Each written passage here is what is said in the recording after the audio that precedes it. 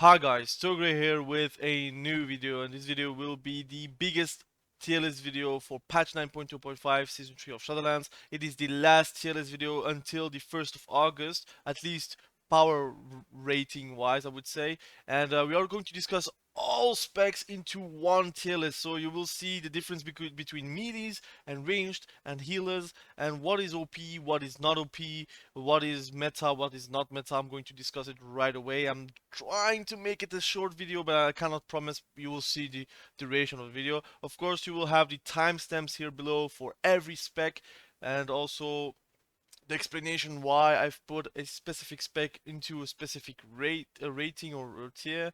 And yeah, let's start right away. So please subscribe to the channel if you like those kinds of videos, like PvP related discussion videos, tier list videos, guides, everything about WoW PvP. And of course, like the video if you like the video. Comment below what you think about the meta at the moment, because it does switch a bit since the last patch, although I think it is still a melee-centric meta. You will see in the tier list also.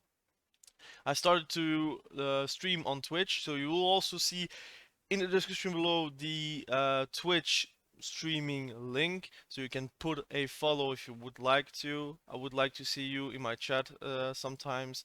I've made a video on my schedule and my plans, but I will stream a bit more these days than I had like before, because I streamed 0 times. Now I will actually stream. So let's start right away with the tier lists.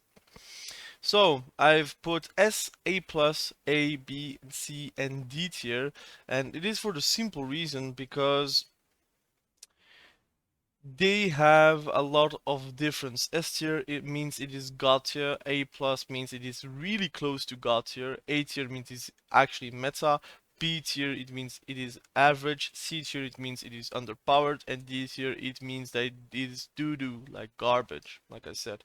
And we are going to start right away with my main, although I'm not really maining at the moment, Affliction, because for some reason I kind of lost love with Shadowlands Affliction, I would say, the gameplay. And since I play a lot of Wartalk, just means that I have a comparison point, and the comparison point means that Affliction is not that fun to play in comparison with Wartalk Affliction, for example. Affliction, it is for me now with the actual changes. Compared to all the melees, it is still an average spec. I think a lot of people will do an outcry about it, but Affliction, if you are known with how Affliction deals damage, you know how to actually screw that Affliction. Whenever he does a soul rot, don't kick it, just dispel it ASAP. If you have to spend a big CD to be able to sustain through the dispel damage, just do it, because soul rot just gives their actually the damage goes a lot higher, because they can drain multiple targets. They can also just do a lot of damage with rapid contagion or dark soul. So just dispel soul rot, and then they have like not too much damage, like consistent wise. And of course, try to stop the drain life. If you kick the drain life, or stun the drain life, or you fear the drain life, or whatever, just use your CC to stop the affliction, and the affliction can't really do any damage. Sometimes they will have great pad damage. They still have like top damage of the game, but all that damage is pad damage. It crits 2k for agony, for example. A crit for corruption is 1.5k. It is stoppable. You just need to think, where does the damage come from? Soul Rot, Dark Soul, and Rapid Contagion, or Drain Life. And they can also Malefic Rupture spam, but really, if you let it do the spam, then you deserve to actually lose the game, in my opinion. Arcane Mages, they are uh, becoming better and better in trees. I think it is a tank spec. I would say it is underpowered. I don't think it's garbage anymore, because it is still a mage spec, and if you are playing with let's say an Affliction Warlock, or let's say a Elemental Shaman, or whatever class that you can play with. I think it's best to actually be paired with a caster. You are one of the most tankier specs in the game, especially if they don't have Purge. Like if you are playing versus a Resto Druid and there is like double melee, for example, they cannot purge you, so you can really screw them with alter time, multiple blinks, mass invisibility, for example, to defend your casters and your healer. So you have a lot of possibilities to actually win those matchups. Although it is still underpowered because one school is the difficulty for Arcane Mage. Arms Warrior, it is meta for me now. The nerfs on Fury just made arms a bit more relevant because people are switching to arms and they realize that they can actually do something versus melees. And okay, versus casters you are not the best spec, but you have big burst options. And also, since the Necrolord banner has been nerfed, you can play Kyrian without being guilty, I would say, for picking Kyrian over Necrolord. But if you're picking Kyrian, you can actually screw a lot of classes with your spear, and that's why it is actually a A tier spec. And still, it is a melee-centric meta. Yeah, I feel like melees are just a bit easier to play than ranged specs. Assassination Rogue. So Assassination Rogues, for me, in trees, it is quite an average spec. Probably better than Affliction. They have one-shot possibilities, but it is stoppable by a lot of classes. It is also just dispellable by ratios, for example, or by a dispel from a healer. Like, for example, Holy Paladin can dispel poisons, just screws the sepsis. You have also a lot of counters in trees where you don't have a lot of possibilities to do the damage without being interrupted.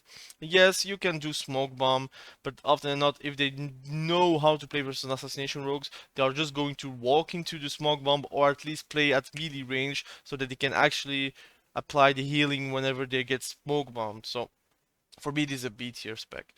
BM Hunters, they are A plus spec.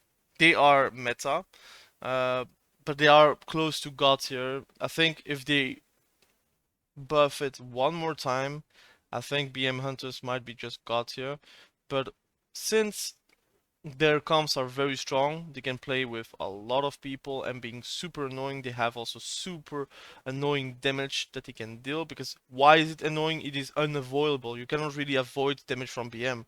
You either take it or you just out damage them and they can flop over. But the nerf on Feign Death did hit them very hard, so I guess it can just go to the meta instead of A+, but it is better than arms. Since Feign Death got nerfed, you are a lot more susceptible to die versus cleaves versus anything else, but that's why it is actually A tier, because they have a lot of damage, they have a lot of control, they have a lot of annoyance tied to their spec, and that's why it deserves the A tier. Demonology Warlock, it is A+, it is close to meta, it is annoying to deal with, a lot of people don't know how to play against. What I say, since I'm playing Warlock, I know how to counter a Warlock. Just kill the pet. I know it is harder than it actually seems. That's why people don't do that. But if you can cleave the pet and then just, if the Warlock just runs away too far, you just run over a pillar and you kill that Warlock pet. If you can spend CDs to kill the pet, just do it. And if you have a healer like a Holy Priest, Disc Priest, or Resto Shaman that actually can dispel, just dispel the Fel Domination. So spam dispel. You don't, doesn't matter, because what their first reaction is going to be Fel Domination, Fel Guard. If you dispel the Fel Domination, their Fel Guard will come up after 6 seconds instead of 0.5 seconds or 1 second cast time. So just dispel the Fel Domination and they are screwed, or kill the pet a second time and then you are like free. You can just kill the Demonology without any problem.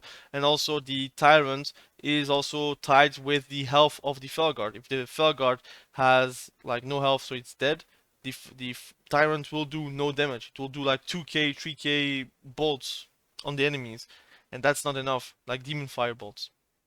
So just kill the pets, then train the Warlock, or ignore the Warlock and go for someone else, because you're not going to kill the Demonology easily enough.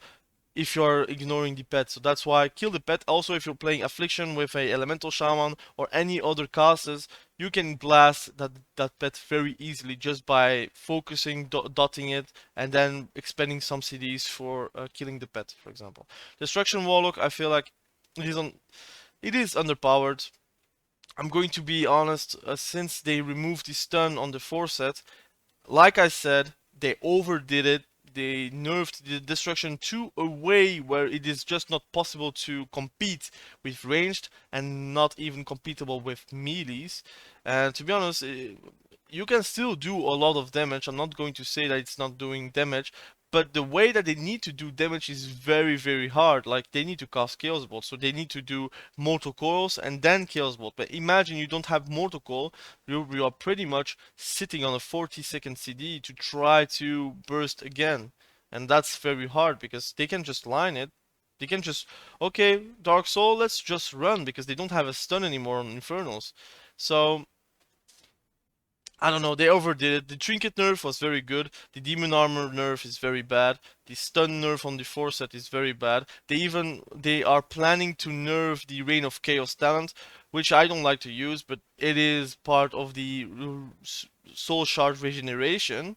If you're removing that, then the regeneration of soul shards is going to be very slow, and you cannot really Chaos Bolt anything and anyone whenever you want. Disc Priest. It is average. I play Disc Priest. It is really not great in trees because they lack the CC. What is good is the new talents Dragonflight from Dragonflight will give you more CC possibilities, but it is not on par with Holy Priest. Holy Priest just has the easiest way to play. They have Greater Fade, they have even Ray of Hope, even though the nerf just affects them. It just gives them also still a time to stop the damage and the healing and to try to heal it to full, for example. They can fly up, they can avoid so much damage, they can avoid CC, they can just do a range stun and then fear. They have more possibilities. That's why I'm going to directly go for Holy Priest and put it in S tier because it is still the best healer of the game. I don't know if it's good or not, but it is the best healer at the very moment, and that's why it is still God tier. Elemental Shaman. Elemental Shaman is a very good caster. That's why it is for me A+. Um, when I'm playing Elemental Shaman, I prefer to play with an Affliction Warlock. The reason why it is very strong is they don't really need to cast a lot. They can just do instant casts and do a lot of damage. They can just control the game whenever they can, and when they are focused, they have a lot of utility to actually survive damage.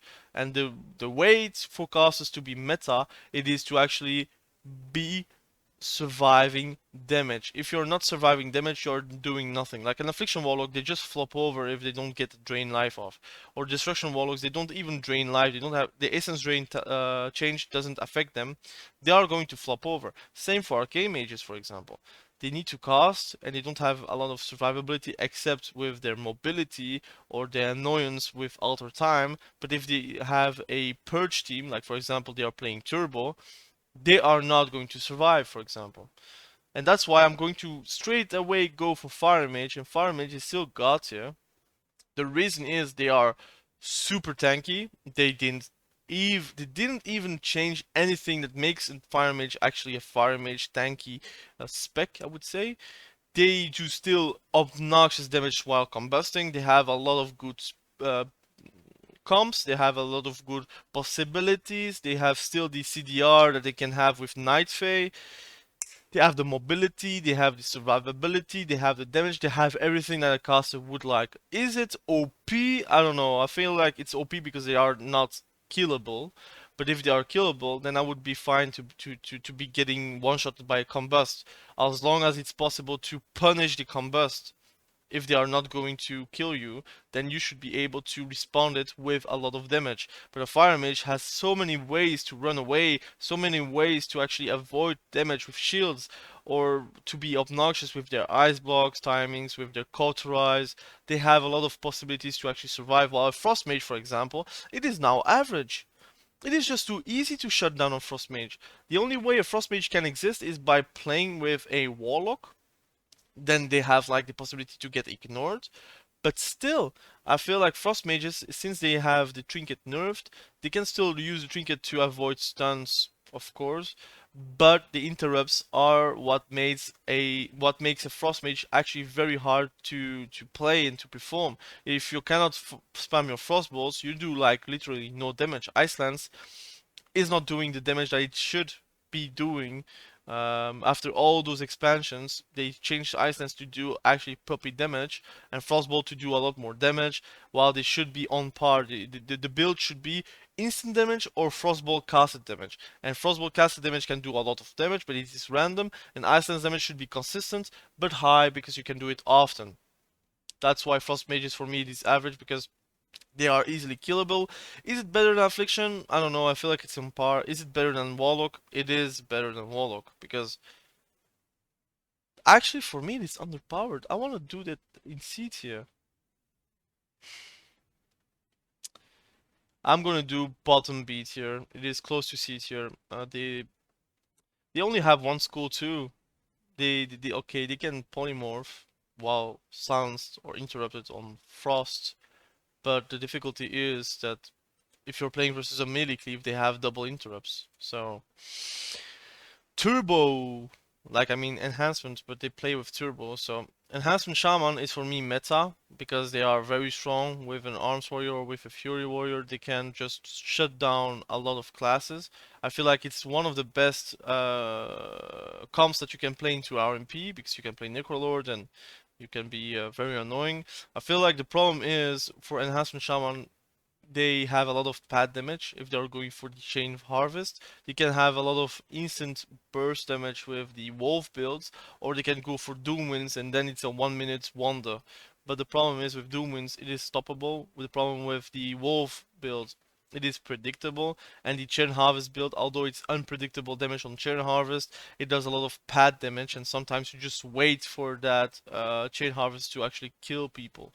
Um, so it is in front of arms, but behind VM. Feral Druids, it is for me close to meta. I don't know if it's meta. I don't know if it's I'm close. I mean, close to God tier. I don't know if it's God tier, because it is still very hard to play. There is also a lot of random things that can happen that makes feral druids actually not perform, because they will go for bear form and then wait for the berserk. So you have like a 3 minute wonder spell that you can actually use with your forset to actually kill people.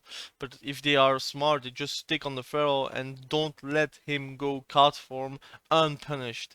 But the damage just gives them the notch. They also have the CC, they have the off healing, they can heal themselves, they can go bear form and be super tanky.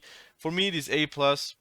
It is not bad at all, because it is really close to God tier. But is it on par with other classes that I'm going to discuss? I don't know, not really. Frost DK, it is. I don't know if it's garbage. I'm going to say it's underpowered, because garbage means that you cannot really do anything. For me, this is underpowered because really you cannot do anything. I'm going to explain why. If you get disarmed while you're going on a pillar go, for example, then you're screwed. But if you play with a warrior and they give the warrior like no CC to stop them, it can actually make them force disarm the warrior, and then you have like a pillar go that can be very obnoxious, because you can just do 20k obliterates if you are doing well. You have a lot of CC, you have a lot of peel. I feel like it is the more peely way from the specs from DKs, while Unholy is more about consistent and now also burst damage. Frost DK has Blinding Sleet, has of course the chains. Unholy also has that, but also the stuns that you can provide with the AoE stun from the PvP talent, or you can go for the legendary with the Drake that can stun you.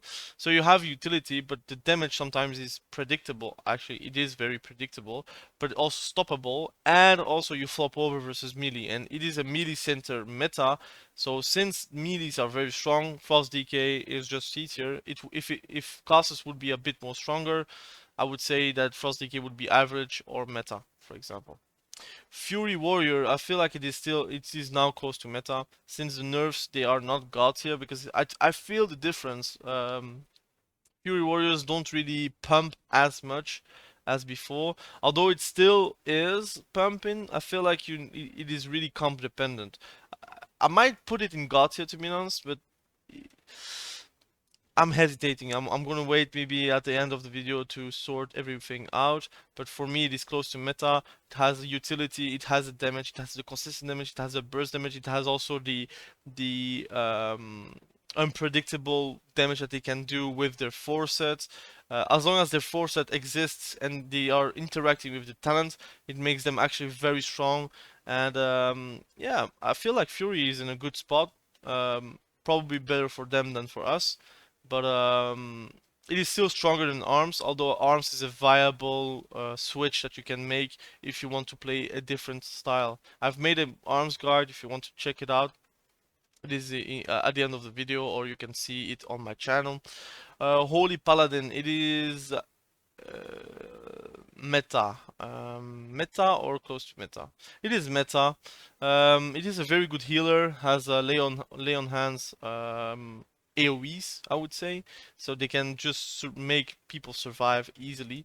Some bursts. Also, they are the best healer versus Affliction Warlocks and Rot comps because they can just heal everyone at the same time. While, for example, a H Priest is not that good versus Rot comps because, to be honest, you can only Grade the Fate and dispel yourself once every X seconds, and you don't really have a lot of AoE healing. While, for example, a Holy Paladin has close to everything as a AoE healing because you have Bacons, but you also have the Lay on Hands, like AoE Lay on Hands. You have a lot of CDs that you can use, like Sacrifice, Bubbles.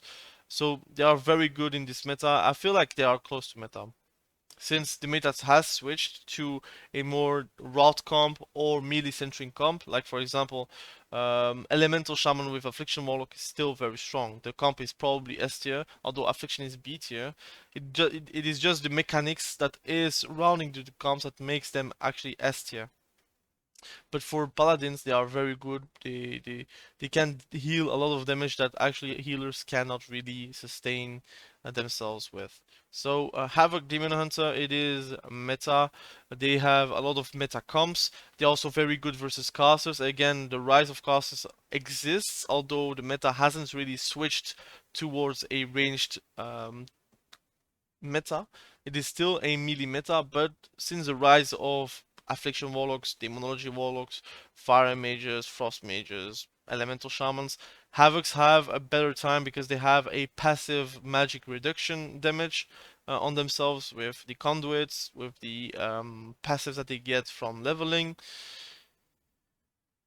And that's why Havok is for me A tier. They are very good, although they are not the best melee, but they are really, really, really meta. And I would just be careful playing versus a Havok, especially with a Boomy that can just Star Surge you for 28k.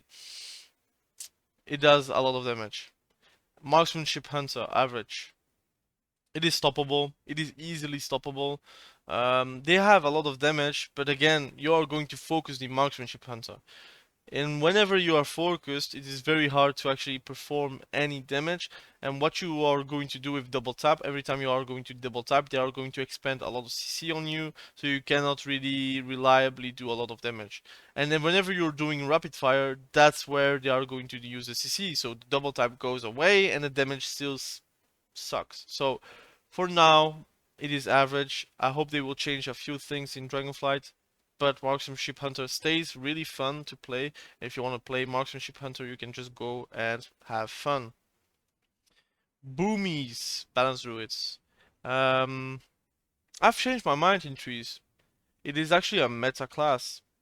They are tied with Havok. They are very good. They are very annoying. Root Beam still is very impressive for a lot of healers. If you're not playing with a Retribution Paladin, whenever you're not playing with like Root Breaks, it is very hard to actually survive the damage whenever they are going for their second go or the third go.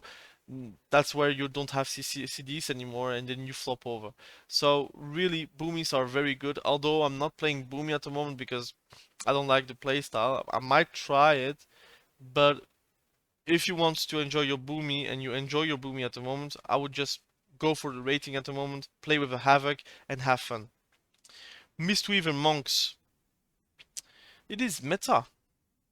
Although it is boring to play, it is actually meta. They are actually one of the only healers that can completely shut down Affliction Warlocks. They can completely shut down Elemental Shamans. They can completely shut down a lot of classes. The only issue that they have is they don't have safe CC routes. They can paralyze once, but if they're going for a leg sweep, they are in melee form, in melee range. And often than not, if they are using their cocoon and their revival at the wrong time, they just die really quickly. And I want to play Mistweaver Monks to see for myself how it does, but whenever I'm playing Affliction Warlock and I'm playing versus Mistweaver Monks, it becomes a lot harder to actually win games. They have great PvP talents. I think it is one of the classes where they have so much choices that they can actually go for in PvP talents that they really would benefit for a fourth PvP talent that I would like to see in Dragonflight, but I don't think they will do. But Mistweaver Monks actually very surprisingly very good for this meta. Outlaw Rogues got here. I don't know if I need to explain why this got here. It is still unkillable. The changes didn't really affect anything. They are still very annoying. The Kyrian interaction with Vanish and the passive CDR on Vanish becomes very tiresome. I just want them to get nerfs on CDR. Just get the damage. The damage is alright. I don't care. But the way how they interact with CDR, the way they interact with tankiness, is actually not fun. Sometimes you're playing versus a double outlaw and you know you're going to have a bad time. If you're winning, it is going to be exhausting. If you're losing, it is going to be mentally exhausting because you lost a game that you already knew that was already a lost game. But Outlaw got here. I think it's the best, one of the best specs at the moment. Resto Druid, it is close to meta, I would say in front of Holy Paladin. They have great mobility, they have great healing, they have the meta is behind their back. Whenever melee cleaves are very strong, Resto Druids are very strong. They have a lot of CC. They can participate as a Feral Affinity if they want, although I think Guardian Affinity is the best option to survive damage. If you want to be playing a aggressive style Resto Druid like Markers, for example, a YouTuber that actually is Twitch streamer but also YouTuber that actually revolves around Resto Druid, you can have a lot of fun for trees at least. In twos, too, you will have a lot of fun. You can play a lot more aggressive, but in trees you are super safe because of the mobility of the CCs, CDs that you have, the CCs that you have, and sometimes you can punish someone just because of the CC that you can apply whenever they don't have a trinket. Retribution Paladin, they have fallen out of grace. They are B tier. They are average. I don't know if they are meta because they are meta because they get the Conqueror banner from Necrolord warriors, but those warriors are turning into Kyrians, which makes that your damage is actually a bit more survivable. They nerfed the damage from Retribution Paladin again, and it feels like they are really trying to get the Retribution Paladin underneath the tier list, the tiers. So now it's average. It was meta a few times ago, but now I feel like it is close to meta though, but it is still average because I still feel like Retribution Paladins just fall over super easily. They can get countered by mind games, by other spells that actually just screws them. And also, since H priests are very meta, they can just do mass dispel whenever you're doing a bubble and you're going to fall over directly. So it is average. I feel like a lot of people will contest me on the average tier, but I'm ready to talk with you guys and to try to explain you why I've put Affliction in B tier, why I've put Retribution Paladin in B tier, why Assassination Rogue in B tier, because for me it is counterable. And whenever it's counterable, it is not bad. It is just B tier, it is average, but it is not meta. If it's not if it's counterable by some sort of mechanic, it is not meta. It just means that it's average and you can lose matchups as you can also win matchups, but it is not a way where you're going to be OP. Of course, getting one-shotted by Retribution Paladin is annoying, but it is not OP. Resto Shamans. They are in a good spot. They are A tier. They are meta. I don't feel like they are worse than Disc Priest. I don't feel like they are worse than Mistweavers. That's why they are on the same level. They still lack mana, but you can enjoy the fast-paced meta because often than not, you're not whenever you're losing. You're going to lose because you have no CDs.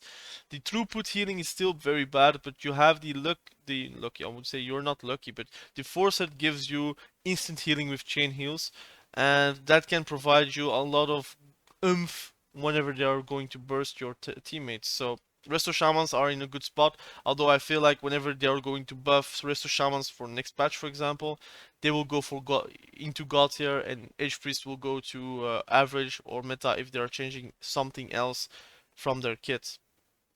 Shadow Priests, in this meta, it's very hard to actually put a number or a tier for Shadow Priest because the utility is probably S tier, but the damage is still B tier. That's why it is for me B tier on the same level as Affliction. They are one of the, if not the hardest caster that they can actually play in the game. They are very immobile. They need to cast a lot to actually have damage. They have the annoyance to not have a lot of damage, and they are actually a good utility bot. But is it what it makes actually OP is the utility or the damage or everything combined? And for me, it is an average spec. I feel like a lot of people will contest me and put it in a B tier, an A tier or A plus. But for me, it is a B tier because it is on the same level as Affliction. It needs to cost a lot. It has only one school. Um, it is counterable. It is very counterable. You can have huge success as shadow play. You can have huge success as playing with an assassination rogue. But I would not say that the shadow priests are very meta. I feel like the comps are meta, but Shadow Priest itself is just a Void Eruption bot with Void Horrors and Void Volleys. That's the problem. They are revolving around a cheesy spec, and that doesn't make it meta, it just makes it cheesy. Subtlety Rogues, A tier, S tier. They are OP. Shadowy Duel can just finish a game for you. Smoke Bomb and Shadowy Duel together just makes them a lot easier to play because you can just kidney, they trinket, alright, reset, kidney again, shadowy duel, dead. That's what happens. And that's why for me this S tier, they just need to remove shadowy duel or smoke bomb. At least one or both. I would not say both because it does. Smoke bomb is a very fun ability, but shadowy duel shouldn't just not exist because it is just obnoxious to play. A lot of healers don't have AoE healing. Like for example, a H priest can do nothing about it because they will just shadowy duel and just kill the target. And a disc priest can, for example, holy ward barrier, but is it enough to survive? And often than not, you are CC'd as well, so that's a problem. Okay, the three last specs, Survival Hunter. Survival Hunter has been falling into the A tier, so it is meta. I would say it is God tier, but it is meta in trees. The problem is they just got nerfed on Feign Death. A lot of people would say, yeah, Feign Death is still strong, but a 25-second CD on the Feign Death means also 10 seconds extra on their Survival Tactics. And Survival Tactics was the reason why Survival Hunter was kind of annoying to kill because whenever you're bursting, they can just feign death and absorb that burst. But now, every 25 seconds, you can actually have a kill condition, I would say. A lot of new hunters feign death for everything because their CD was very low, and now they need to actually learn how to feign death to actually survive damage. Unholy DK. Unholy DK is for me. Is it God tier? For me, it is God tier, man. I'm going to explain. Unholy DK is God tier. Their damage is awesome. Like, it is annoying to play versus Unholy DK whenever you're a caster. And whenever you're melee, you don't really have a lot of avoidance versus the damage from Unholy DK. I feel like versus Unholy DK as a melee you can kill the Unholy DK, but it depends about the pairing. If they are playing with a DH, they just need to darkness whenever you're popping CDs, and then you can just leave another day and win the game with the Unholy DK Abomination Limb, for example. I feel like Fury should also be got here, but I'm going to keep it in A+. But Unholy DK is very fun to play, very annoying to play against. I don't know if they are going to keep it like that for future patches, but Unholy DK for me is in the right spot. They're also very good versus a few specs because AMS screws with rogues, even with subtlety rogues, it screws with fire mages, it screws with affliction warlocks. I've one day, like yesterday's stream, I've played versus the Unholy DK. They played the legendary, and that gave them a 15-second AMS. 15-second AMS versus an affliction warlock. It means that you cannot deal damage to them. Drain life doesn't work on AMS. Dots doesn't work on AMS. Only the dots that are actually already applied does the damage, but you need external help to break that. So actually, you're just waiting to actually get the AMS being over. So it's 15 seconds waiting time is very long, and that gives them amp time to actually win games. Windwalkers, it is average. I'm going to explain why it is average. They have S tier damage, but their survivability is D tier. They are just flopping over. Like, if you get caught on your Windwalker and you don't have a TP ready, you are dead. Touch of Karma is a worse version of Vengeance Shield. It is the worst version of Die by the Sword. It is the worst version of Enraged Regeneration. To be honest, they need more defensive buffs, but they need to have a little bit less damage. But because if you're buffing the defensive aspect of Windwalkers, they are going to screw everyone with their damage, and their damage is very high. So if you like to play a damaging melee that is quite glass cannon, play Windwalker, have fun with it. And this is my tier list. I would say no spec in the game is actually garbage. That's why there is no D tier. Arcane Mage, Destruction Warlock, and Frost DK, they are just very counterable. They are predictable in damage. They are predictable in how they defend themselves. They are also predictable because of external things that are happening into the arena, because a comp can just counter you completely. If you have like multiple disarms, their pillar go just doesn't exist because they are going to disarm you until it's DR'd. That's how bad it is. But whenever you're free, you can do damage, you can just win games by yourself because you can chill streak on 3 targets and they are going to melt. But it is counterable, and that's why this C tier. So this is my tier list. I hope you enjoyed it. It was a very long video. Again, thank you for watching the video. Please catch me on Twitch when I'm streaming, so please follow my streams. Subscribe to my channel on YouTube. Like the video if you like the video. Comment below what you think about the tier list. It was a very long video, but I wanted to create one big video for this end of season tier list, and I hope you enjoyed it. I tried to explain everything, and yeah, it is not simple, but I enjoy to make tier lists. I enjoy to make content on World of Warcraft, and I hope you will have a great day, and we will catch each other very soon. Bye.